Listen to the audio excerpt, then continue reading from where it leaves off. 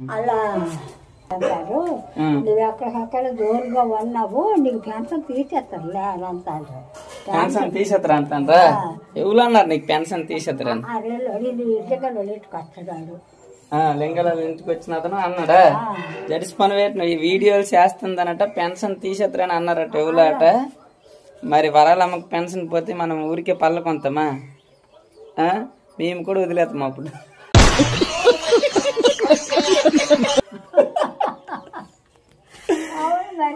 Hello friends అందరికి వరలమ్మ, మా పాట 21 రిలీజ్ చెప్పు. 21న ఇన్స్టాగ్రామ్ నా ఇల్లు అనే పాట రిలీజ్ అవుతుంది. అందరు చూడండి, మర్చిపోకండి.